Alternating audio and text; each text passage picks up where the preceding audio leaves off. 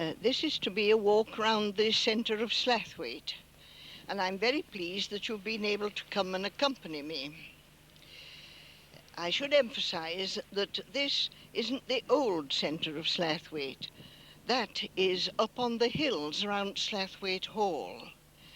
But this part developed into the centre of Slaithwaite because of the church, as it was in those days the chapel, and the manor house and the manor fulling mills.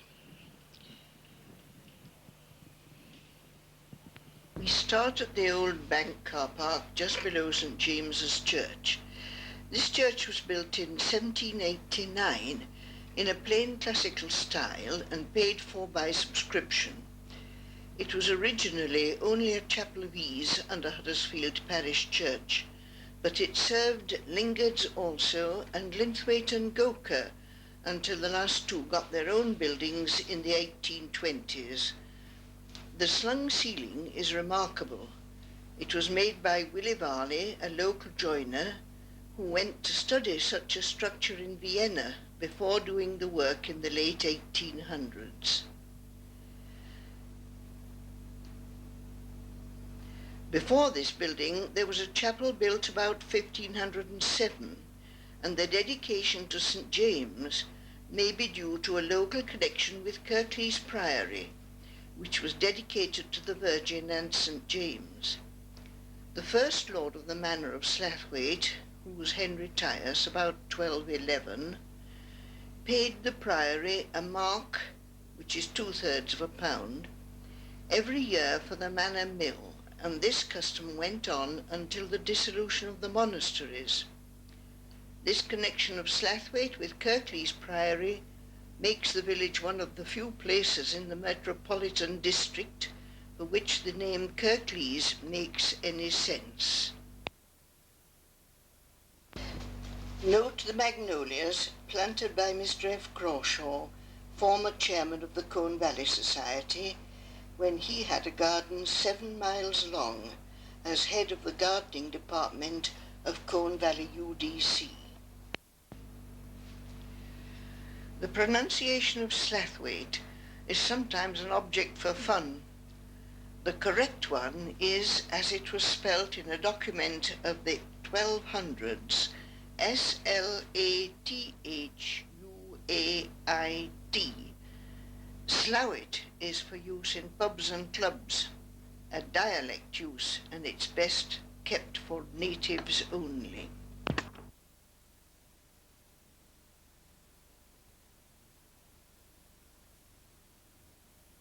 Now we go up the narrow sand road in the far west corner of the car park into the yard and garden of the manor house.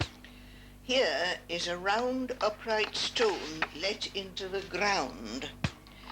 The dial stone, found according to his commonplace book by John Kay, thus rounded in 1587 in Boothbank's Clough about a mile up the valley. He put it in front of his house here. It has since been to the Isle of Man, taken as a keepsake by Harry Wood of the local musical family, whose parents lived in part of the manor house, and it stood on its return thence in front of the old town hall in Lewisham Road until that was sold. But it came back here at the request of Miss Dorothy Beaumont, one of the Dartmouth secretaries. It is probably a Roman milestone, and this theory is now reinforced by the recent discovery of the Roman road from Castleshaw over Stanage via Boothbank's Clough to Slack near Outlane. The manor house must not be confused with Slaithwaite Hall further up the valley near the border with Marsden. That is a much older settlement belonging to the period when the Tyas family were lords of the manor. The manor house was built by one of the Kays of Woodsum, who claimed descent from the Tyases. It is Elizabethan in date. 1570 is carved on a beam in the further part of the building, which itself looks like an extension.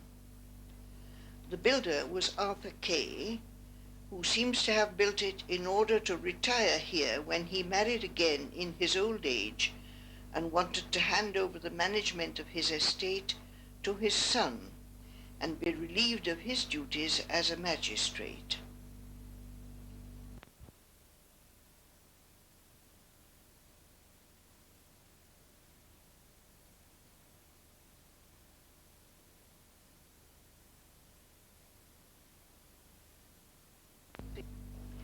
In the 1700s, a descendant of the Kays married into the Dartmouth family, so the manor house is now the Dartmouth Estate Office.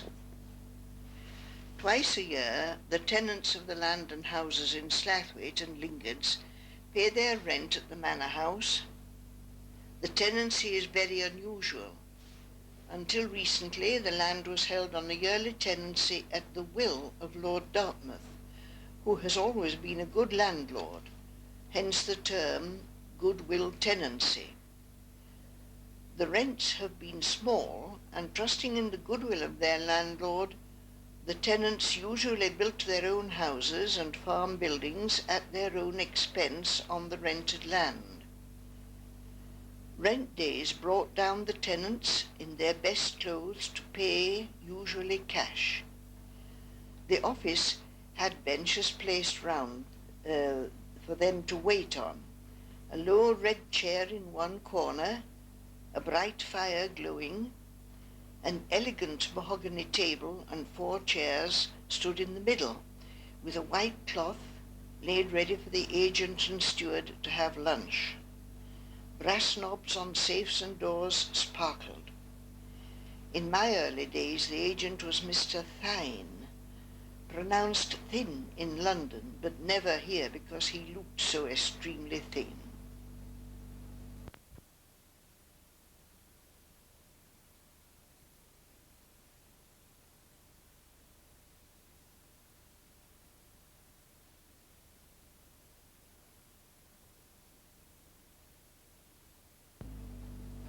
In the second room, panelled in oak, is a huge heavy table down the centre.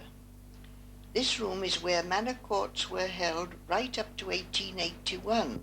There are some rules of the manor court surviving from the 1500s. This is where the rent is still paid. Until decimal currency, with the rent receipt came a small handful of 6penny and 3penny bits, tokens of the days when the farmers were given rent dinners by the Earl at the local public houses. At the shoulder of mutton, the most sought after, the dinner used to be in the upstairs long chamber.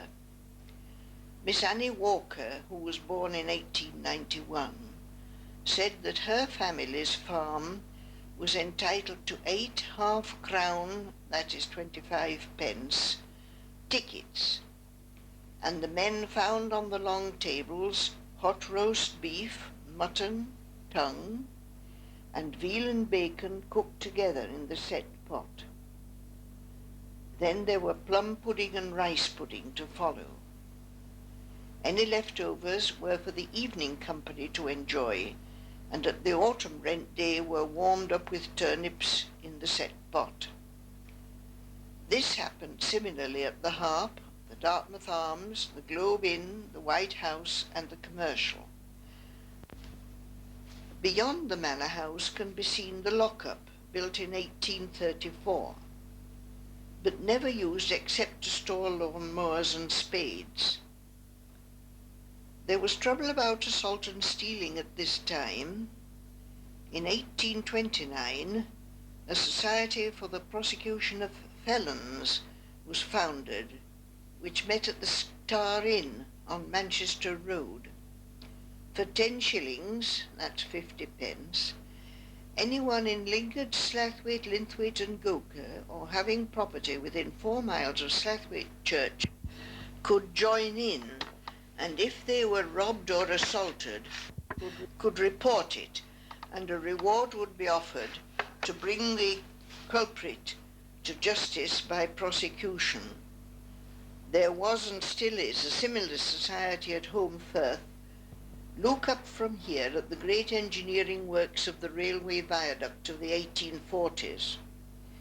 Just above it is the reservoir, which was an object of dread to the villagers when it was built in the 1790s to supply the canal.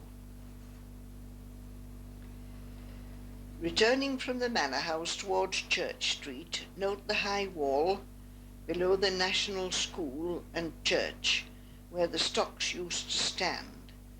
People of the late 1800s could remember them.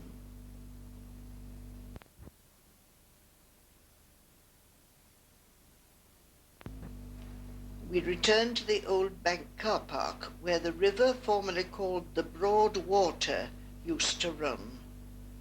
The cook stool was here for scolds and disorderly women. Here too were baptized the early Baptists. According to the diary of Mr. Murgatroyd, the schoolmaster then, several persons from Polmoor congregation were baptized in the river in 1790.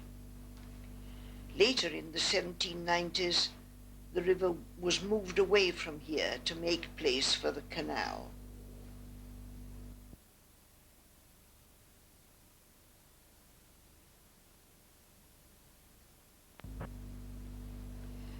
Before the present church was built, its predecessor, the old Chapel of Ease, about 1507 to 1789, stood near here opposite the Shoulder of Mutton, along the east side of the present funeral home, which was the old free school.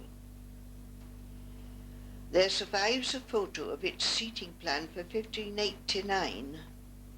It's not possible to read much of it, but it contains over 100 names of people who paid pew rents to support the minister.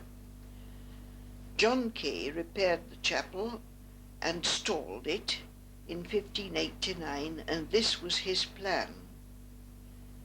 Since then, the Kays and the Dartmouths have made many donations to the church in Slaithwaite, but the earliest gift recorded is 8 shillings, that's 40 pence, in a will of a Dyson of Linthwaite in 1536.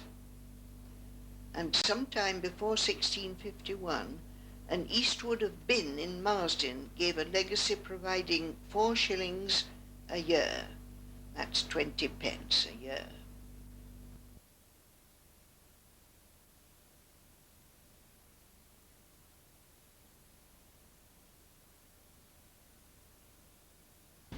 The house on the west side of the free school used to be the Dartmouth Arms.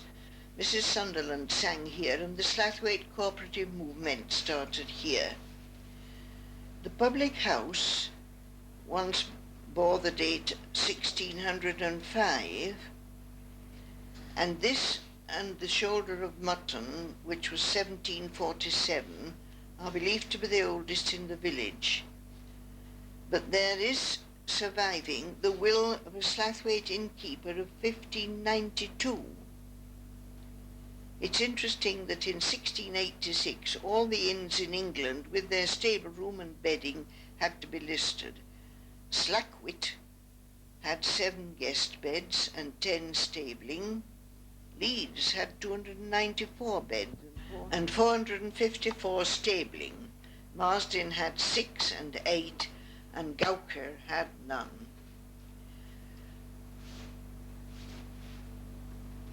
Look back at the little hump bridge over the canal. It's called Tim Brig, after an innkeeper who was said to use it on smuggling operations with the barges.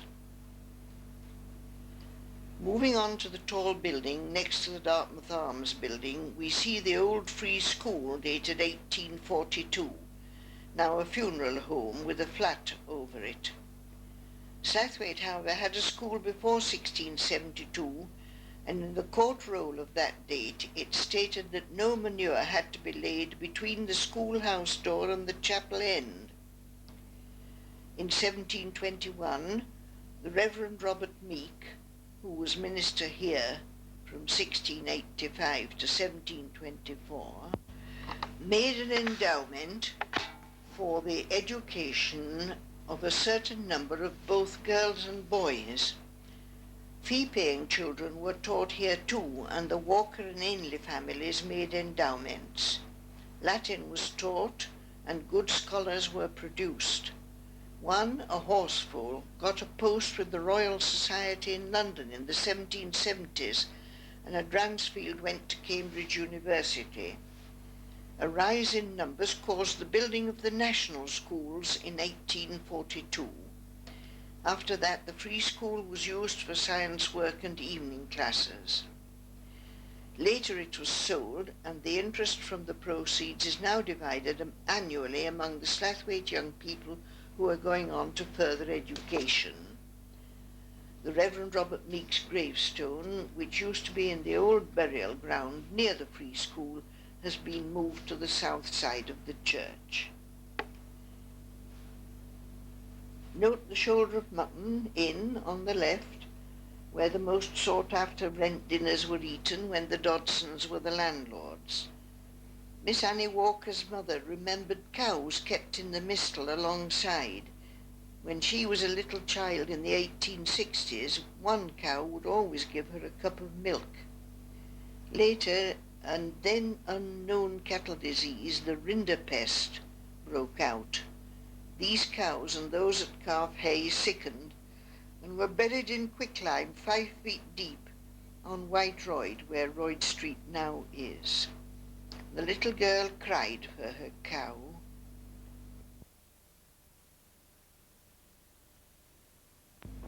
Marketplace. The cattle market used to be held here. I distantly remember the mess the cattle left.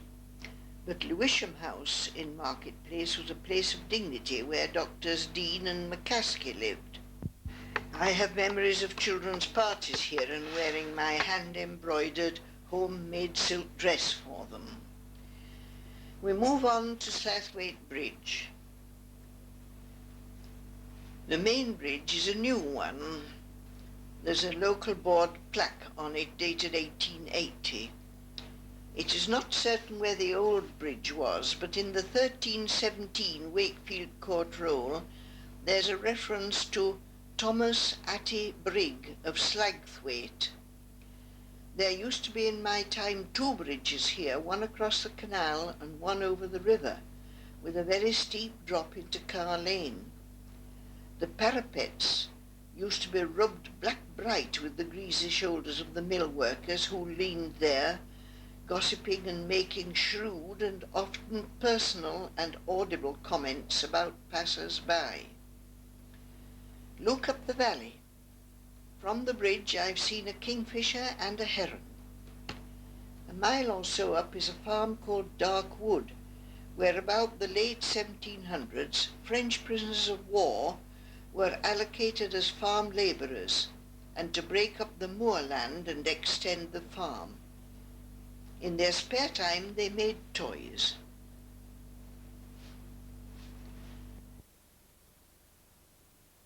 Moving along Britannia Road, we cross into Lingards in the parish of Almondbury, what I call Amesbury, the old pronunciation. Look at the hanging woods in front of you and behind you. Lingards was poorer land without much sun, being on the dark side of the valley, so it was given to Kirkstall Abbey in the 12th century.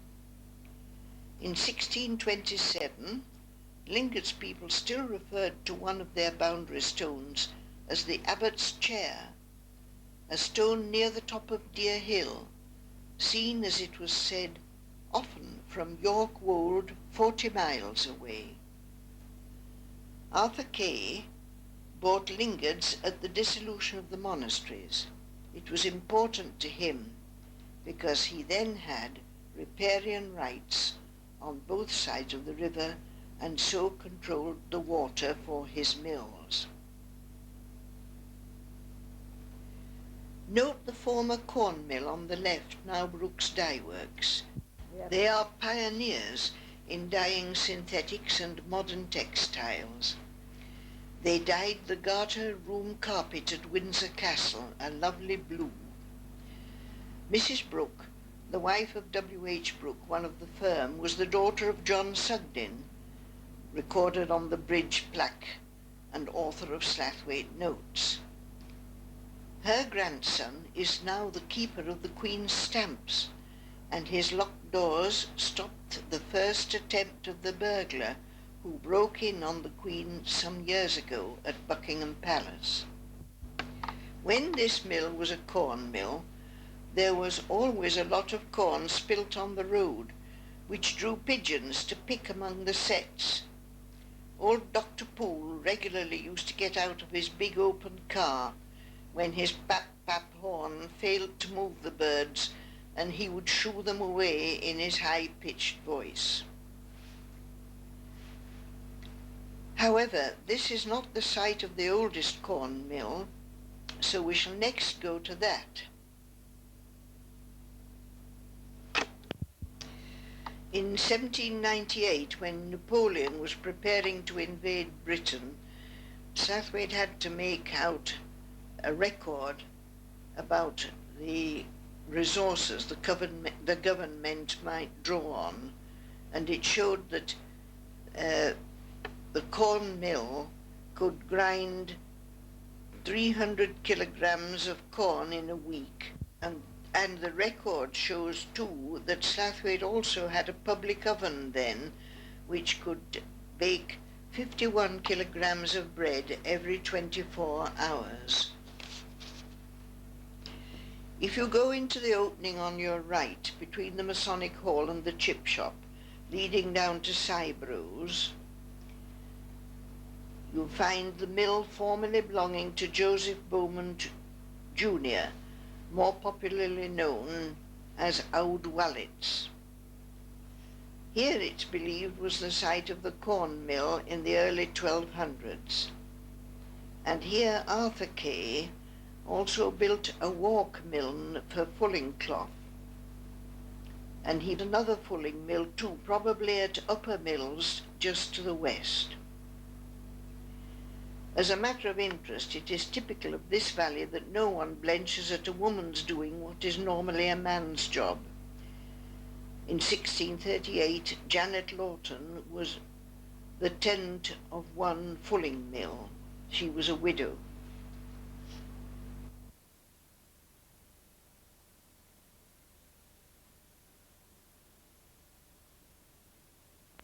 Move back into Britannia Road, and you see opposite the library the Conservative Club. The Liberals had a splendid building in New Street, and the Socialists have one in Commercial Street. This is remarkable in a village of 5,000 people, but we're well known for independence of thought.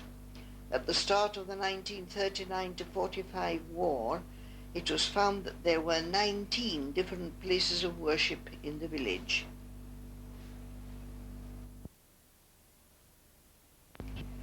Move into the Conservative car park. Just look at the pigeon loft built into the gable of the hairdresser's shop. It serves as a reminder that in winter, when meat had to be salted to be kept, pigeons were prized as fresh meat. By the way, the Reverend Robert Meek records that one Christmas, their family put out 2 pieces of beef under the spout of their well to freshen for their Christmas dinner.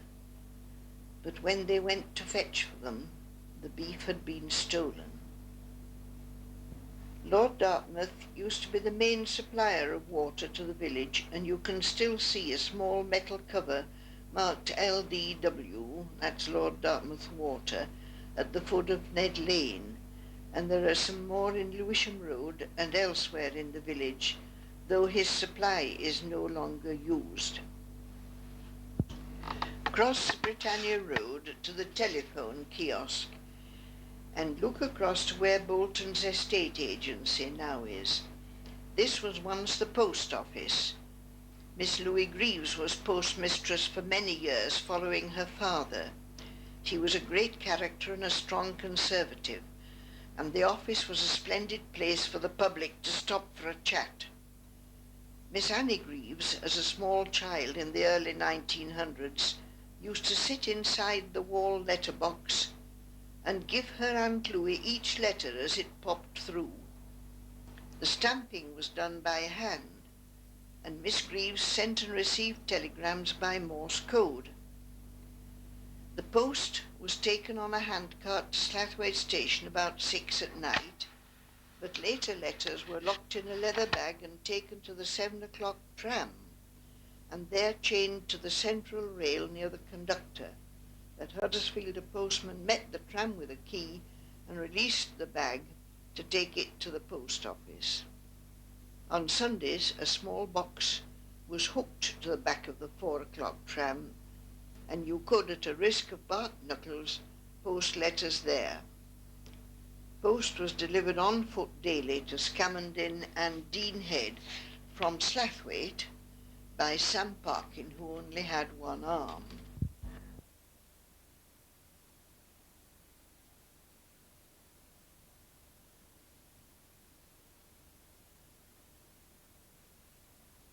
Building behind the telephone kiosk used to be the Winston Cinema, but earlier it was a dye house belonging to Meal and Quarmby. The dam for it is alongside the road that we go up now, back at Dam. One Meal, who called himself Mayall, which is a variant of the name, married a Parkin of the Star Hotel. About 1842 he emigrated to America and learnt photography. He returned in 1846 to London and made such an impression that Queen Victoria made him an official photographer. In the Crimean War, the War Office appointed him to train 2 officers for observation in the field. His cards are still sold at the Victoria and Albert Museum. He also experimented with colour photography.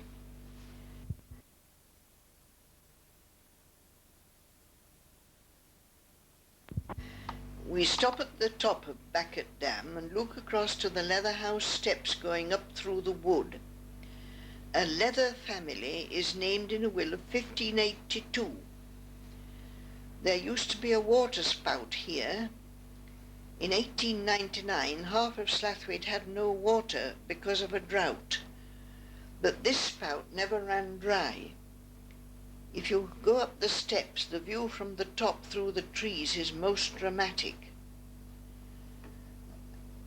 Alongside Leather House is Belmont Street, where Greaves's baking powder, once universally used in the district, was made in the upper room of a house. Annie Greaves's father used to help turn the handle of the mixing machine and fill the cartons. At the bottom of the steps is a horse trough dated 1913, a reminder of the general use of horses. It was in 1913 that the electric tramway was extended from Slaithwaite to Marsden. The deeply cut Bridley Brook is nearby. It goes under the road and is the civil but not the parish boundary with Linthwaite. You can see the Baptist and former Methodist chapels to your left, built outside the Slaithwaite boundary because Lord Dartmouth was a firm Anglican and would not allow nonconformity on his land. The Roman Catholic Church is also near here, up Commercial Street. Here the Mechanics' Institute also was built in 1870 by subscription to provide a night school and a non-sectarian day school, because the other schools were then church schools. In 1841, the Mayall that I've mentioned before had tried with others to set up an institute for further education for adults, and later a night school had operated in Nabbs Lane near the manor house.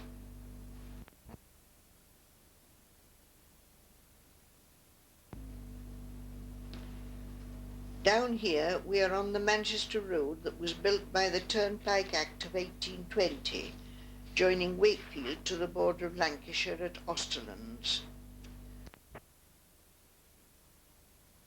The Star Hotel here used to be the calling place for coaches which then went on to Manchester. Mrs. Margaret Hayes, who was born in 1892, said that her mother first came here by such a coach.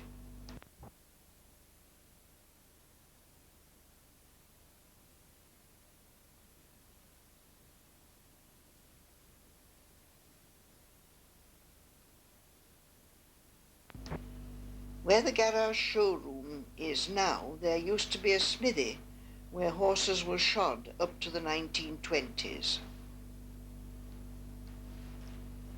Look back at the sweep of Manchester Road up to the west, at what is called the Grand Stand with its splendid view of the village.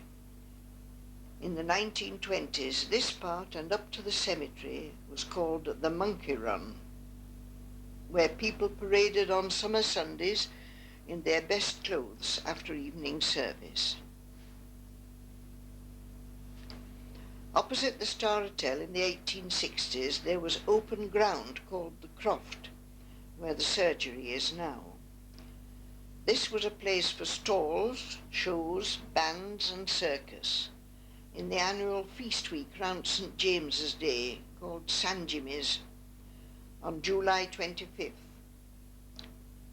One man who performed here was a Slaithwaite native called Crafty Whiteley, who became a professional circus man and trained his children to follow him. His son Henry has written a book called Memories of Circus Variety, which is warmly recommended for reading. Crafty Whiteley lived down Lathe Lane, where we go now. There was a wheelwright shop down here on the right, and till 1927 there was another one at Wood Top, because demand for wagons and carts was high. At the bottom of the lane were Godfrey Woodhead's chemical works, very important during the 1914 to 18 war because of their production of sulphuric acid for munitions. Godfrey came from Netherthong in 1848. He worked as a child labourer there. He then developed his own very successful business here.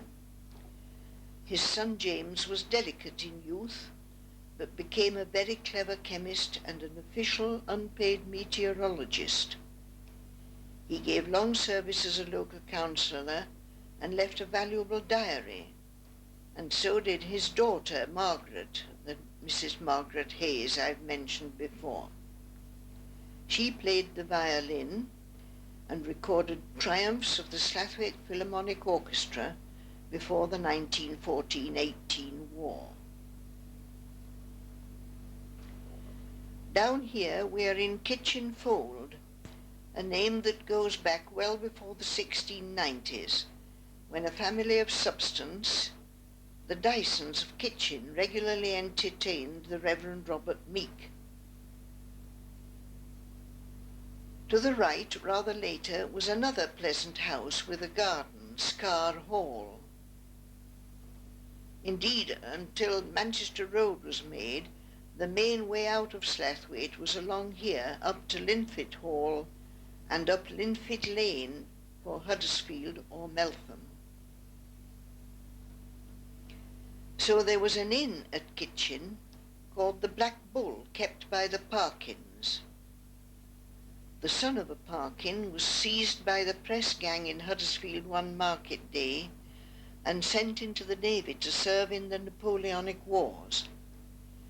After he returned and the new Manchester Road was begun, he built the Star Hotel as a coaching house on Manchester Road and transferred his licence there from the Black Bull.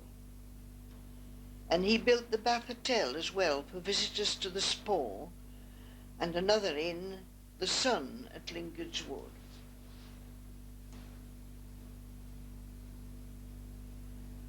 We turn left and keep on the level across the Kitchen Brook and go back to Britannia Road and to the bridge.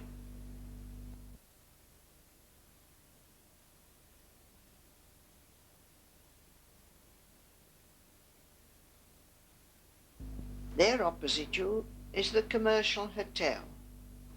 The landlord here was once George Henry Walker. In his day, the spinning company was planned here. First in 1876, intended as a building society for workers' houses, but later as a cotton spinning company to increase the capital. Next to the commercial along Carr Lane was the first post office. At one time, too, a butcher's shop and slaughterhouse were near here, and James Woodhead remembered seeing calves bled to death and all the refuse washed into the canal. Turning right along Carr Lane, you can see the flowering cherries planted by Mr. Crawshaw where the canal used to run. Until the railway came in 1849, the canal was an important carrier for goods. After it fell into disuse, it was piped by the Colne Valley UDC to make this splendid town park, widening Carr Lane and improving the parade of shops here. Walk on to the car park opposite Lloyd's Bank, formerly the County Bank, and still handsome in spite of many internal alterations. From there, in sunshine, you can see eastward on the skyline the white ball of the observatory of the Huddersfield Astronomical Society. Next to the bank is Carr House. Originally it was a silk mill run by Wanklins of Ashton, who later built what was called the silk mill up Crimble Clough. That is now owned by Schofield and Smith. Before that it was owned by the Colne Valley Tweed Company. Carr House itself later became a doctor's house. Opposite the bank is the splendid building of the Globe Worsted Company. It stands partly on the bed of the old channel of the river, which is still visible inside the mill. The old chimney has been demolished, but its strong base is still there. The Globe Worsted Company continues to be a successful concern with ultra-modern machinery, spinning very fine worsted yarn. It belongs to Illingworth Morris and Co. Their joint chief executive and chairman was Slaithwaite-born Donald Hanson during their troubles with the American Mrs. Mason, widow of the Huddersfield actor James Mason. The company's South African branch has been very just, making rewards for ability, not colour.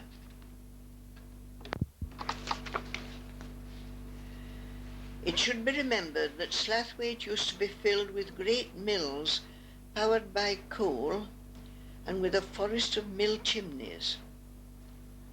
Up to the 1920s, local transport was mainly by horse and wagon or cart, and each mill had its stables. So had the co-op on Carr Lane and the coal merchants. The horses could be heard trotting about all the working day, and they needed much attention.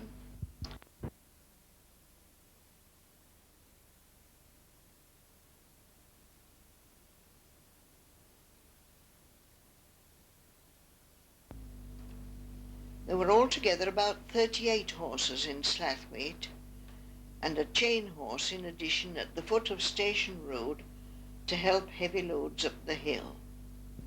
The roads were all settered, so the horses could get a grip. I remember the noise of the heavy coal carts coming down Station Road, with the brake full on, a shoe under the wheel, the horse leaning back in its harness, and the teamer with his shoulder against the front of the cart, and the high squealing and whining noise of all this before the teamer got nearly to the bottom of the road and rapidly unwound the brake and whipped up the horse to take the steep hump of the bridges over the canal and river. Where the car park is in front of the Globe Worsted Company was the canal wharf with a crane. Just below were the joiners' workshops belonging to the Varleys, where at the height of the building of the mills they employed 60 tradesmen.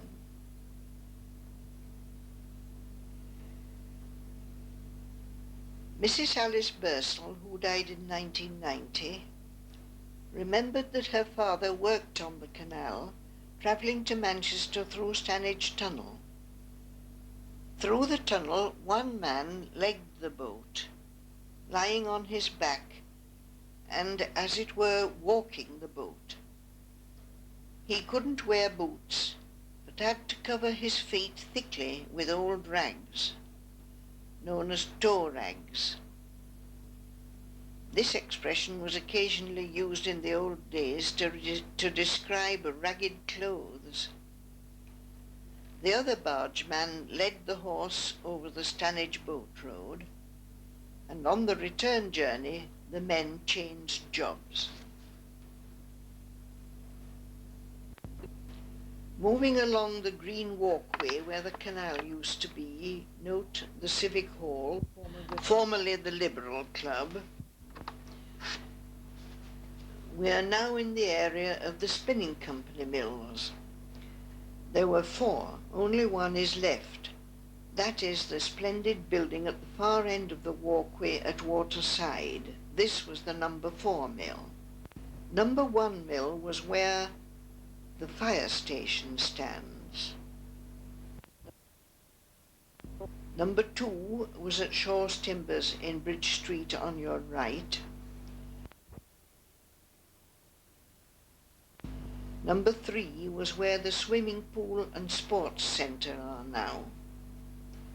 The shed was opposite the present council offices.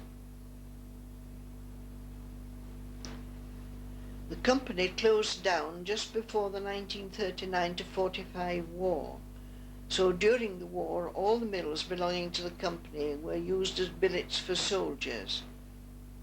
There were 5,000 Royal Engineers came first, and after about 2 years' use by them, 2,000 signallers came. The WVS ran a canteen for them in the present council offices, which were later converted to a well-used British restaurant for the village, and the churches, chapels and clubs all helped to provide off-duty entertainment for the men. The engineers used the hilltop reservoir for training in boat work. Beyond Waterside is the site of the Spall. Please note the pronunciation, and that the word was used as a verb as well as a noun. We might say of a woman who'd gone to enjoy the place, who's goin' is poin'. The first reference to the waters seemed to be in 1782, when the schoolmaster Murgatroyd said he walked to the Spore Field. Mr. J. A. Holmes's father, who was a police constable here from 1860 to 1887, was told that the Spore water rose in the river bed and that it was bluish in colour and didn't mix easily with the river water. It was kept walled round with loose stones and never varied in volume. In 1825, Richard Varley built the mineral baths. There's a tablet to him in the church. He piped the spring water and built a complex for swimming baths, a hall for dancing and so on, and a reading room. 1838, cold and warm showers were provided. Later were added a bowling green and tennis courts. The grounds opened yearly in May, and the first Sunday was a great day, with an orchestra playing with harps, fiddles, double bass and cornet and so on. People wore their best clothes, to walk about the landscaped gardens, to listen and to sing. Margaret Woodhead, later Margaret Hayes, remembered these occasions when people walked about, sang the Hallelujah chorus, walked about again and gathered to sing again. Unfortunately, fumes from the gasworks in Bridge Street and increasing industry caused pollution. The spring had been at some time encased in concrete and is still visible, but in 1925 there began a leak, and in course of repair the spring was lost. The free tap which had been provided for the public to taste the sulphur water had to be cut off, and in 1938 the baths became unsafe and were closed. You can look at the plan on the poster on the site for a general impression of this pour, and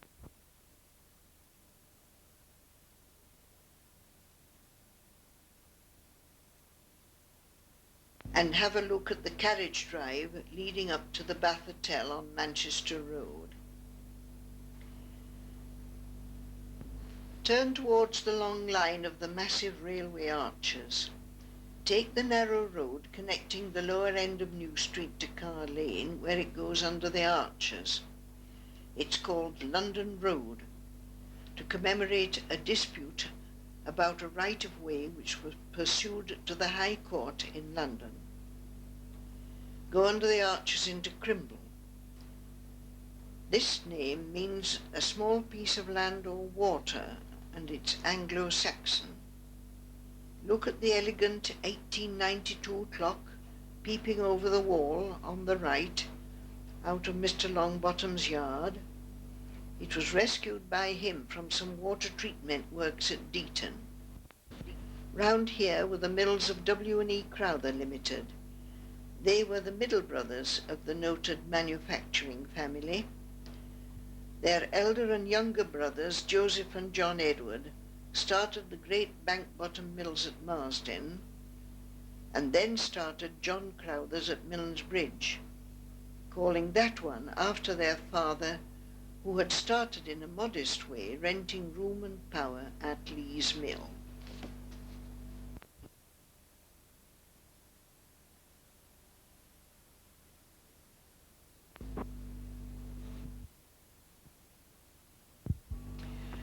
You go back now by the Swan Hotel and under the railway arches.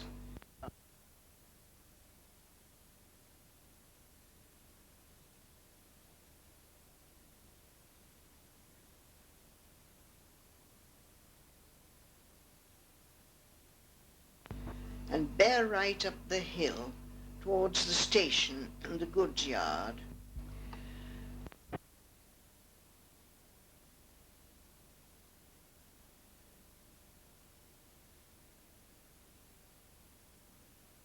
You can still see the iron edging on the edge of the curb for protecting the footway against the iron-shod wheels of carts. You can also see some sets under the tarmac. They were necessary for the horses to get a grip on the incline.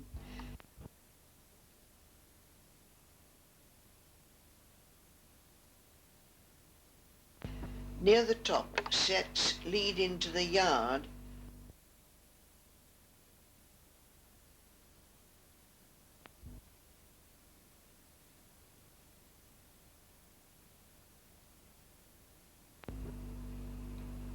On the level was the station, but now walled up. From 1921 to the opening of the Colne Valley High School, Royd's Hall School was the secondary school for the Colne Valley, and all the Slaithwaite children went there from this state. Ahead of you at the end of the level bit is the site of the Lewisham Hotel, kept by the musical family of Woods. There's a green tablet on the wall below the present bungalow. Hayden Wood composed the well-known song The Brown Bird Singing and Roses of Picardy. He is commemorated by the local competition called after him. His brother Harry was a conductor, and another brother, Daniel, a noted flautist. If you extend your walk through the railway tunnel and go up the steps there, you will be near the house at Hilltop Fold where Robert Meek lodged with his cousin Aeneas Bottomley. The once ruinous building there has been restored by Mr. and Mrs. John Beaumont, who have a remarkable tale to tell about it.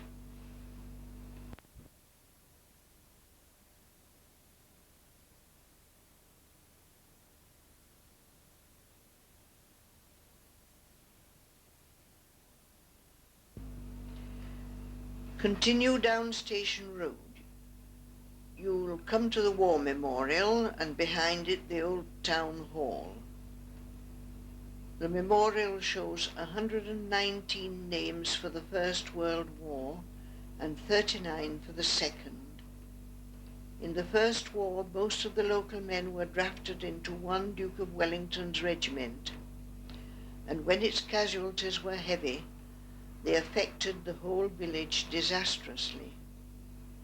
There are 12 Sykeses and 9 Bamforths listed, and sadly 2 generations of Parkins. In the 1914-18 war, there lodged a family of Belgian refugees at number 12 Lewisham Road.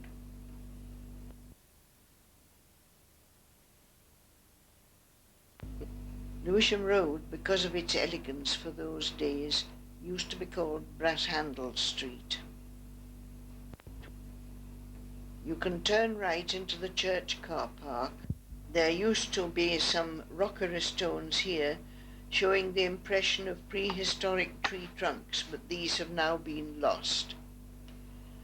Go through the old gateway near the church, turn left down the steps, and on your right you can see Meek's gravestone against the church wall.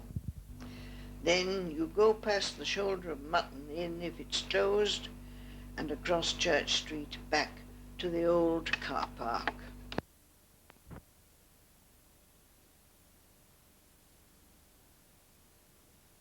Come to the end of our walk, and I hope you've enjoyed it.